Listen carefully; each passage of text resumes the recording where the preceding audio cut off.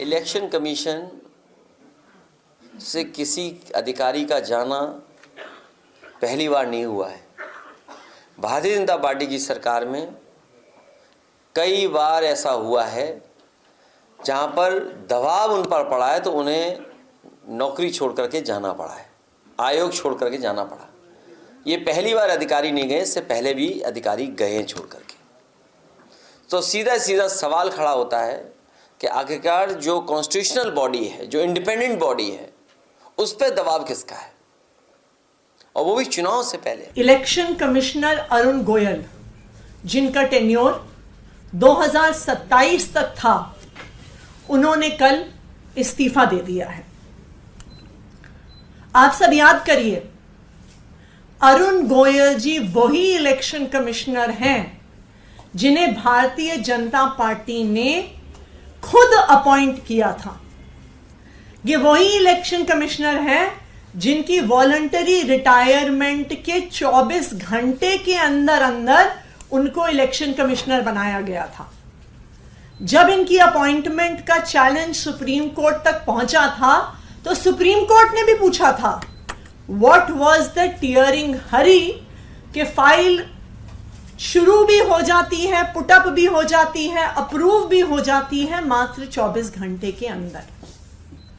तो एक ऐसा इलेक्शन कमिश्नर जिसको भारतीय जनता पार्टी ने खुद अपॉइंट किया, जो उनका आदमी था, जिसके अपॉइंटमेंट को डिफेंड करने के लिए भारतीय जनता पार्टी शासित केंद्र सरकार सुप्रीम कोर्ट तक गई, आज उस इलेक्शन कमिश्नर ने इस्तीफा दे दिया है।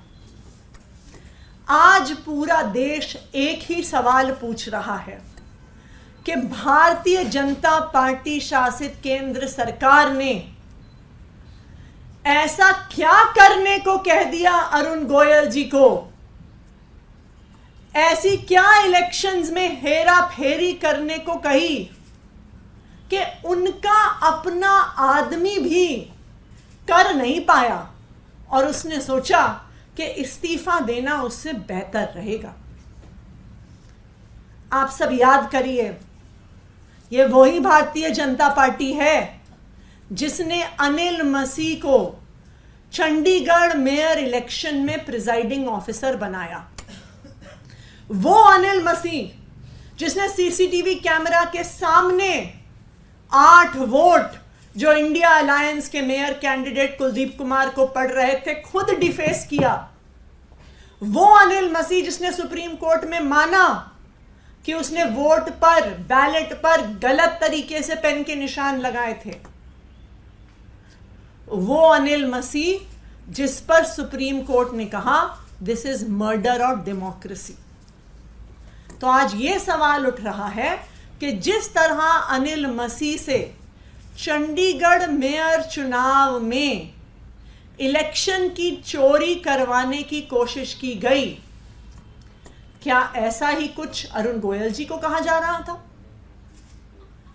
आज मैं भारतीय जनता पार्टी को चैलेंज कर रही हूं कि वो पूरे देश को ये बात बताएं कि अरुण गोयल जी ने इस्तीफा क्यों दिया। एक ऐसे इलेक्शन कमिश्नर ने जो उनका आदमी था, एक ऐसा इलेक्शन कमिश्नर जिसको अपॉइंट करने के लिए Bharatiya Janata party supreme court तक चली गई, ऐसा उनको क्या कह दिया गया, ऐसा क्या गलत काम करने को कह दिया गया लोकसभा इलेक्शन में कि उनका अपना आदमी तक वो काम कर नहीं पाया, और 2027 तक के अपने टेन्योर को छोड़ के बिना किसी स्वास्थ्य की परेशानी के कल शाम उसने इस्तीफा दिया। अपने आप में एक बड़ी चौंकानी बात है कि इलेक्शन कमिश्नर इस तरह से अपना इस्तीफा दे दें, और अभी तो उनका टर्म अभी बाकी है। और लगता तो जाहिर तो है, लेकिन मैं कुछ इसके बारे में कह नहीं सकता क्योंकि मुझे कोई व्यक्तिगत जानकारी नहीं है। लेकिन ज़रूर इसमें कोई पीछे कोई राज होगा, कोई डिफरेंस ऑफ ओपिनियन की बात होगी, मतभेद की बात होगी।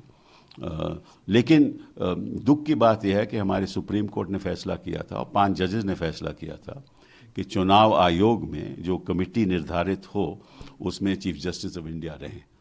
इन्होंने उसको रद्द कर दिया, वो फैसले को माना नहीं, एक इन्होंने लेजिस्लेशन ले आए, कानून ले आए, जिसके अंतर्गत ये खुद नियुक्ति करेंगे, प्रधानमंत्री जी खुद नियुक्ति करेंगे। तो इसका लक्ष्य केवल एक ही है कि अपने लोग वहाँ पे बैठाओ, जैसे अपने लोग हर जगह पे बैठा रहे हैं। कोई भी इंस्टीट्यूशन हो, ये अपने लोग, अपनी सोच के लोग वहाँ बैठा रहे हैं। और ये बड़ी दुख की बात है, क्योंकि अगर संविधान की नींव कमज़ोर हो जाए तो उसका ढांचा भी गिर।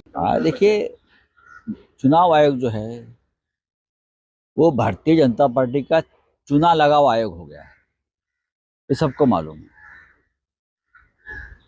बीजेपी की एक्सटेंडेड ब्रांच है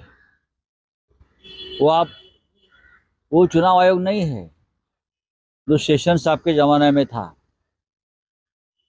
हाँ, इस देश के चुनाव के ऊपर एक वॉचडॉग की तरह काम करने वाला तटस्थ निष्पक्ष, हाँ, वो चुनाव आयोग नहीं है। 10 साल में चुनाव आयोग का भी प्राइवेटाइजेशन हो गया है और ये बीजेपी की एक ब्रांच हो गई है। इसलिए चुनाव आयोग है नहीं है उससे कोई फर्क नहीं पड़ता है। अब 2 लोग चले गए, एक बाकी है।